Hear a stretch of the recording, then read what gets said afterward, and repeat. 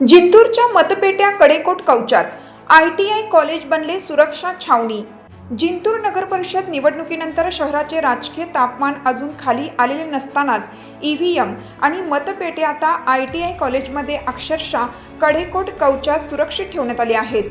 2 डिसेंबरला झालेल्या मतदानानंतर मतपेट्यांभोवतीचा हा कडक बंदोबस्त नागरिकांचे आणि राजकीय कार्यकर्त्यांचे लक्ष वेधून घेत आहे।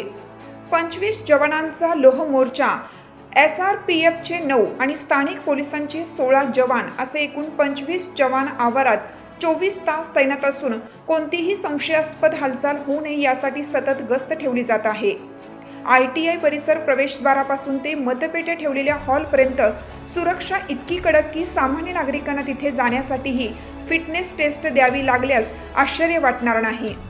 अधिकाऱ्यांची सतत ये-जा, प्रत्येक 8 तासांच्या ड्युटीनुसार महसूल अधिकारी दिवसातून 2दा, क्लास 2 अधिकारी आणि त्यात RO, ARO यांच्या भेटी, अशा सततच्या पाहणीमुळे ITI कॉलेज प्रशासनापेक्षा निवडणूक अधिकाऱ्यांची जास्त लगबग इथे दिसत आहे।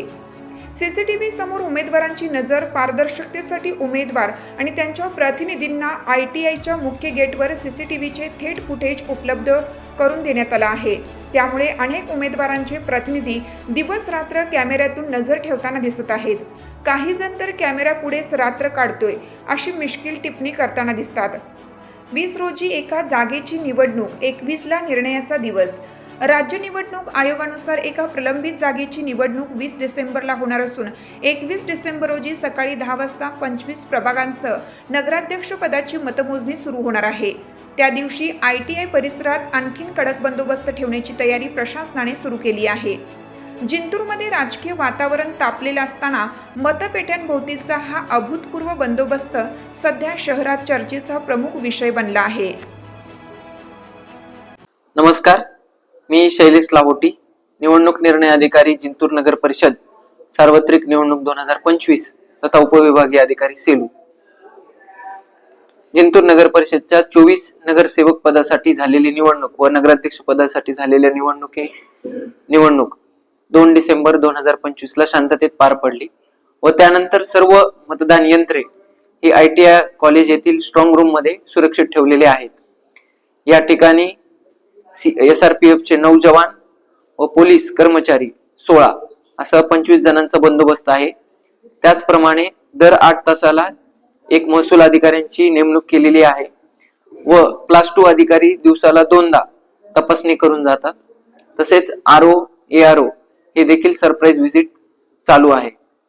त्याचप्रमाणे उमेदवारांसाठी व त्यांच्या प्रतिनिधींसाठी खास आपण एंट्रन्स गेटला सोय केलेली आहे। तिथे CCTVचे सर्व प्रक्षेपण टीव्हीवर त्यांना दिसते व त्या ठिकाणी ते 24 तास बसून राहू शकतात व संपूर्ण खात्री करू शकतात।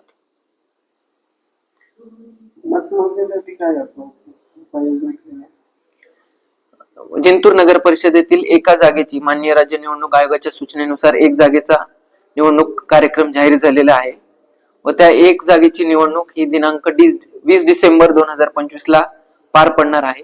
त्यानंतर सर्व 25 जागेसाठी व नगराध्यक्ष पदाच्या एका जागेसाठी ची मतमोजणी दिनांक 21 डिसेंबर 2025 ला सकाळी 10 वाजता ITI कॉलेज येथे सुरू होणार आहे।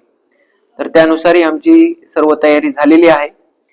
11 क च्या जागेचा जो विषय आहे त्याची उमेदवारी अर्ज मागे घेण्याची तारीख ही 10 डिसेंबर 2025 दुपारी 3 वाजेपर्यंत आहे।